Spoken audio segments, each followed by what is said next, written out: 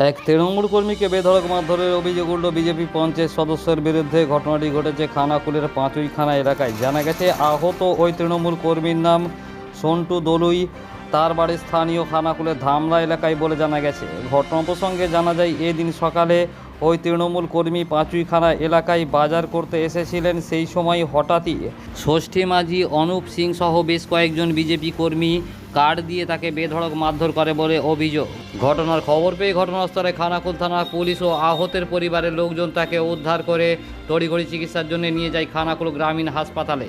অবস্থার অবনতিতে তাকে Arambagh medical college ও হাসপাতালে স্থানান্তরিত করা হয় বলে জানা যায়।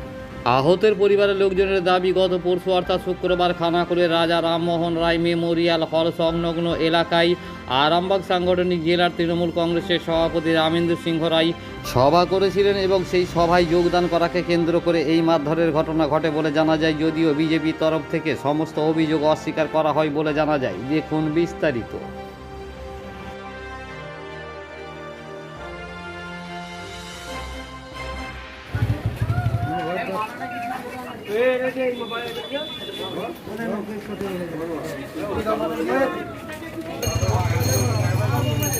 ঘটনা হয়েছে আমাদের গত পরশুদিন, যে আমাদের রামেন্দ্র সিংহরা একটা সভা করে গেছে, সেই সভাটা ওরা সহ্য করতে পারছে না বিজেপির কর্মীরা।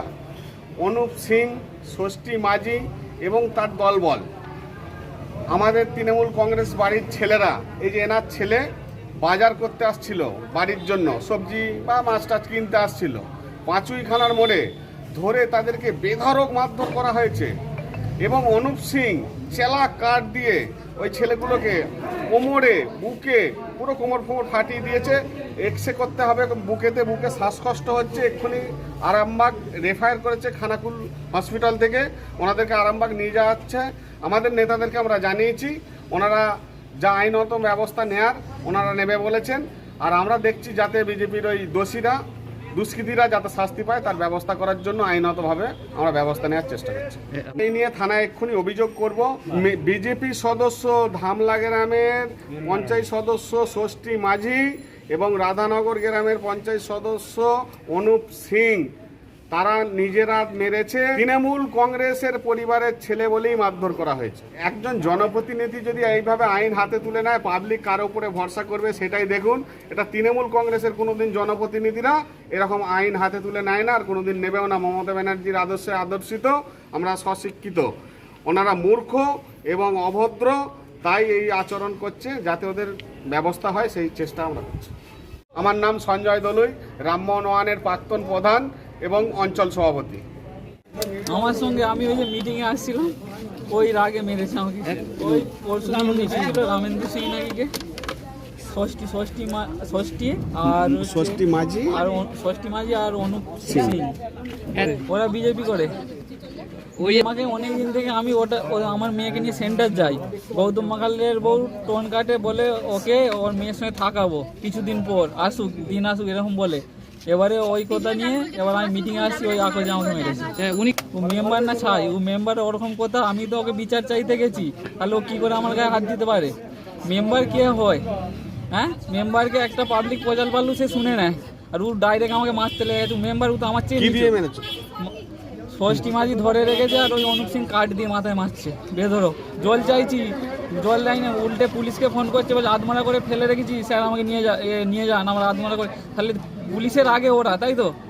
ওরা আধমারা করে ফেলে রাখছে, তারপর পুলিশ এসে বলে স্যার আধমারা করে ফেলে রাখছি, নিয়ে যান।